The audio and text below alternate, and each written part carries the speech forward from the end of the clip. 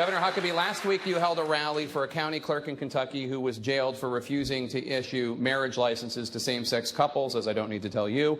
You've called what happened to Kim Davis, that clerk, an example of the criminalization of Christianity. There are several people on the stage who disagree with you. Governor Bush, for example, says that that clerk is sworn to uphold the law. Is Governor Bush on the wrong side of the criminalization of Christianity?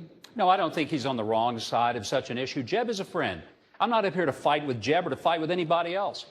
But I am here to fight for somebody who is a county clerk elected under the Kentucky Constitution that 75% of the people of that state had voted for, that said that marriage was between a man and a woman.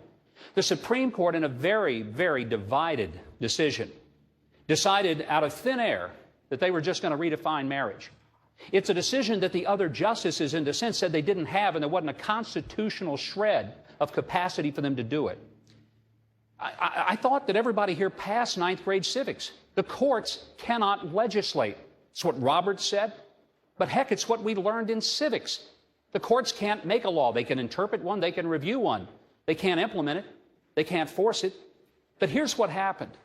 Because the courts just decided that something was going to be, and people relinquished it, and the other two branches of government sat by silently, I thought we had three branches of government. They were all equal to each other.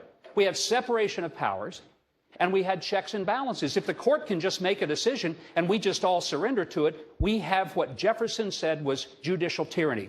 The reason that this is a real issue that we need to think about. Thank you, Governor. No, let me finish this one thought, Jake. I haven't gotten that much time, so I'm going to take just what little I can here. We made accommodation to the Fort Hood shooter to let him grow a beard. We made accommodations to the detainees at Gitmo. I've been to Gitmo, and I've seen the accommodations that we made to the Muslim detainees who killed Americans. You're telling me that you cannot make an accommodation for an elected Democrat county clerk from Rowan County, Kentucky?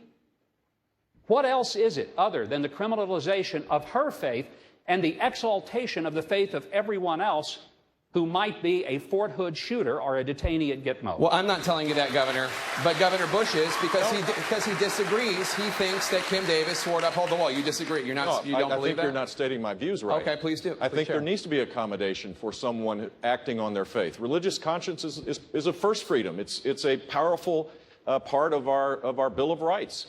And in a big, tolerant country, we should respect the rule of law, allow people in this country. I was opposed to the decision, but you can't just say, well, gays can't get married now. But this woman, there should be some accommodation for her conscience, just as there should be for people that are florists that don't want to participate in weddings, or bakers. A great country like us should find a way to have accommodations for people so that we can solve this problem in the right way. This should be solved at the local level. So we do agree. Mike, I think I was Governor, you said, Mr. Tepper here. Governor, you said, quote, she is sworn to uphold the law. She is, and so if she, based on conscience, can't sign that marriage license, then there should be someone in her office to be able to do it. And if the law needs to be changed in the state of Kentucky, which is what she's advocating, it should be changed.